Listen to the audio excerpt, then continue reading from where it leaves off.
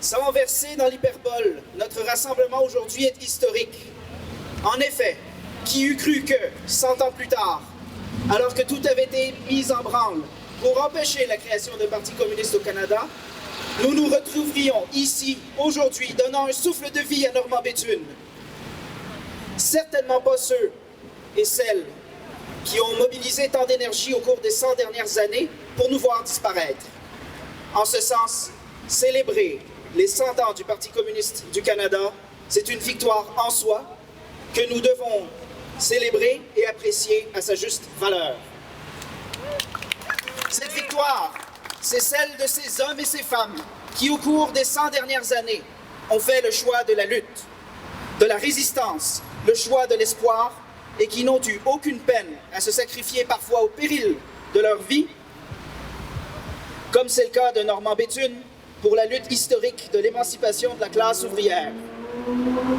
Ils l'ont fait sans faiblir, confiants et confiantes, que même si la route vers le socialisme est parsemée d'embûches, de reculs plus ou moins longs, ceux-ci ne sont que temporaires et que la justice viendra sur nos pas triomphants. Oui. Rassemblés ici aujourd'hui, 100 ans plus tard, nous leur donnons raison. Cette victoire vaut plus que tout triomphe ou succès électoral, car sa portée va bien au-delà du Parti communiste lui-même. C'est la victoire d'une idéologie, du marxisme et du léninisme, véritable outil pour l'émancipation de la classe ouvrière et des masses populaires. Cet aspect n'est pas à prendre à la légère. Combien de fois, tant par la gauche que par la droite, les idéologues de la classe dominante ont mené une réelle offensive pour tenter de nous faire fléchir, nous voir vaciller dans nos convictions. Aujourd'hui, on les entend faire de l'adéquation entre le fascisme et le socialisme leur idéologie officielle, comme en témoigne la construction d'un monument à la mémoire des soi-disant victimes du communisme, ou la motion anticommuniste votée au Parlement européen il y a quelques années. Hier, on les entendait se saisir de la contre-révolution temporaire en URSS et en Europe de l'Est pour prêcher la fin de l'histoire.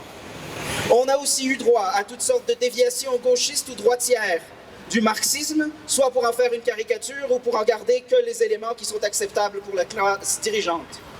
Ainsi, combien de partis politiques gauchistes ou aventuristes ont prédit la mort du Parti communiste? Aujourd'hui, c'est nous qui sommes ici, forts et fiers de notre histoire enracinée dans les masses laborieuses et la classe ouvrière du Québec et du Canada. Mais eux, on a aussi eu droit à ceux qui ont tenté de nous faire dévier vers le nationalisme, postulant qu'il y aurait au Québec une lutte de libération nationale à achever avant de lutter pour le socialisme. Nous avons opposé à cette vision erronée l'unité de la classe ouvrière canadienne au-delà des frontières nationales, tout en luttant pour une solution réellement démocratique à la question nationale, une solution dans les intérêts de la classe ouvrière. Quand on voit aujourd'hui le pouvoir des monopoles québécois du Québec Inc., force est de constater que nous avions et nous avons toujours raison. Si nous sommes ici pour célébrer notre centenaire, c'est aussi parce qu'au cours des 100 dernières années, le Parti communiste a su gagner la confiance de la classe ouvrière et s'enraciner dans les masses populaires. Derrière les différentes conquêtes sociales, et remarquez ici que je dis conquêtes sociales et non acquis sociaux, car ce sont de véritables conquêtes gagnées par la lutte, qui sont toujours à défendre car le patronat désarme jamais. Donc, toutes ces conquêtes dont nous bénéficions aujourd'hui, ce sont bien souvent des communistes qui en sont à l'origine. On nous apprend que la médecine socialisée au Canada est l'œuvre de Tommy Douglas. Pourtant, le premier à en avoir parlé a été Normand Béthune, et la première proposition législative abondant en ce sens a été déposée par Fred Rose. L'assurance chômage est l'œuvre d'une des plus grandes batailles ouvrières du Canada, la marche sur Ottawa, dirigée par Arthur Slim Evans, un communiste. Aujourd'hui, alors que l'on parle de la loi 59 comme d'une attaque visant le démantèlement de notre système de prévention et de santé et de sécurité au travail, nous devons souligner que la pionnière de ce régime n'était nulle autre que Dorothy Sauras, communiste et syndicaliste. On peut aussi penser à J.B. Salzberg, qui a doté l'Ontario de sa première loi anti-discours haineux. La liste est loin d'être exhaustive, mais ces quelques exemples suffisent à prouver que malgré une mise au ban de l'histoire officielle, le Parti communiste peut compter sur une histoire glorieuse, une histoire jalonnée par d'importantes avancées et des luttes décisives dans les conquêtes de la classe ouvrière. Cependant, nous ne pouvons non plus passer sous silence le travail accompli par les communistes en termes de solidarité internationale et de lutte contre l'impérialisme barbare et meurtrier. Internationalistes convaincus et assurés, notre parti a toujours fait primer l'unité de la classe ouvrière sur ceux de la bourgeoisie monopoliste canadienne.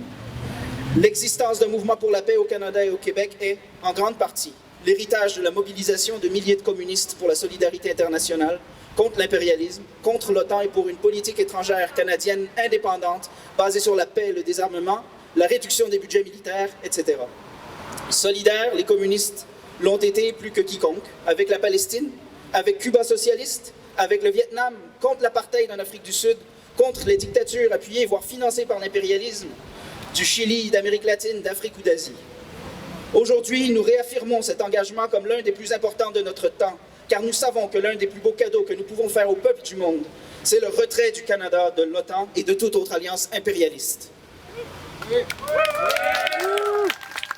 Camarades, nous célébrons notre centenaire dans une période de crise profonde du capitalisme. Contrairement à ce que prétendent les propagandistes de la classe ouvrière, Tahia Palestine! Contrairement à ce que prétendent les propagandistes de la classe dirigeante, l'économie québécoise, canadienne, voire mondiale est au plus mal. En 2020, le Québec a perdu 200 000 emplois. Aujourd'hui, et ce depuis plusieurs années, le taux d'activité stagne autour de 60 %. L'inégalité sociale atteint des niveaux records. Au cours de la pandémie, 47 familles canadiennes ont vu leur fortune croître de 78 milliards de dollars, et ce pendant que 5,5 millions de personnes au pays perdaient leur emploi ou voyaient leurs heures de travail considérablement réduites. Ne soyons pas dupes. Le vaccin va nous sortir de la pandémie, mais pas du capitalisme en crise. Comme après chaque crise, ce sont toujours les travailleurs et les travailleuses qui écopent. Contrairement à ce qu'affirme la classe dirigeante, il n'y a jamais eu de reprise après la crise de 2008. Il n'y en aura pas plus après ce ralentissement.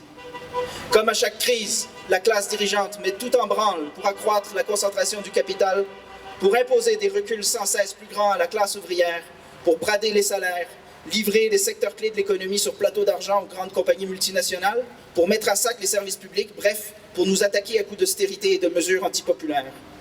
Mais de façon encore plus dangereuse, la classe dirigeante de ce système en crise, pour maintenir son autorité, pour maintenir ses privilèges, doit s'appuyer sur les secteurs les plus réactionnaires et les plus violents de la société. À l'étranger, elle doit recourir à la guerre pour asservir tous les peuples qui s'opposent à la subjugation au profit des grandes entreprises, pour garantir la mainmise de l'impérialisme sur les ressources naturelles, sur les voies d'accès et de communication stratégiques ou pour se garantir l'exclusivité d'un marché ou d'un bassin de main-d'œuvre docile et bon marché. C'est ainsi que nous avons vu au cours des dernières années une militarisation accrue de la part des pays de l'OTAN. Le Canada n'est pas en reste avec l'augmentation du budget militaire de 73 % décrétée en 2017 et les 95 milliards de dollars alloués à des flottes et des avions de guerre. C'est ainsi que nous avons vu les États-Unis et ses alliés bombarder la Libye, la Syrie, l'Irak, la Yougoslavie, occuper le Mali, imposer des sanctions au quart de la population mondiale, dont Cuba socialiste. Là non plus, le Canada n'est pas en reste. Pour le dire clairement, la classe dirigeante nous prépare réellement à la guerre, et pour être plus précis, elle prépare notre jeunesse à la guerre. Mais le recours à la violence, lorsque le capitalisme est en crise, ne se résume pas aux guerres d'agression. Comme le disait Bertolt Brecht, le fascisme, ce n'est pas un déni de démocratie, c'est la démocratie bourgeoise en crise. Et on en voit plusieurs signes avant-coureurs. La montée des idées d'extrême droite, ici comme ailleurs, a de quoi nous glacer le dos. Camarades, dans ce contexte, l'existence d'un parti communiste résolument de classe qui ne concède rien à la classe dirigeante est plus importante que jamais. Elle est importante car ce n'est que moyennant notre organisation, l'outil le plus précieux de la classe ouvrière selon Lénine, que nous saurons armer les masses populaires et la classe ouvrière adéquatement pour renverser la vapeur, car oui, c'est possible. Si les Palestiniens et Palestiniennes qui vivent dans l'opprobre, l'occupation, l'apartheid, qui subissent voire un nettoyage ethnique de la part de l'État criminel israélien, ont espoir de triompher, nous aussi devons cultiver ce même espoir si caractéristique des révolutionnaires, de ceux et celles qui font le choix de la lutte. Nous devons cultiver cet optimisme dans nos luttes, et dans nos luttes pour une reprise populaire à cette crise du capitalisme, dans nos luttes pour la solidarité internationale, pour la paix et contre l'impérialisme, dans nos luttes pour toute conquête sociale qui permettra d'améliorer les conditions de vie de la classe ouvrière et des masses laborieuses, mais surtout, nous devons cultiver cet optimisme en même temps que nous affermissons notre conviction que seule la prise du pouvoir politique par la classe ouvrière, c'est-à-dire le socialisme, nous permettra de bâtir un monde sans crise, sans exploitation, sans guerre. C'est donc avec confiance et le regard résolument tourné vers l'avenir que nous devons aborder ce deuxième siècle de notre existence, car si nous avons un passé glorieux, notre avenir le sera encore plus. Camarades, ne nous laissons pas intimider. Ne rougissons jamais devant ceux et celles qui doutent de la pertinence de notre combat. Soyons confiants et confiantes que le 21e siècle sera le siècle du socialisme. N'oublions jamais que 100 ans, ce n'est rien à l'échelle humaine, de l'histoire humaine, en particulier lorsqu'il s'agit pour la première fois dans l'histoire de l'humanité de se débarrasser des chaînes de notre exploitation et que pour la première fois, ce sont les exploités et eux seuls qui seront les artisans de leur émancipation. Vive le centenaire du Parti communiste, vive le Parti communiste du Canada, vive l'internationalisme, vive le socialisme.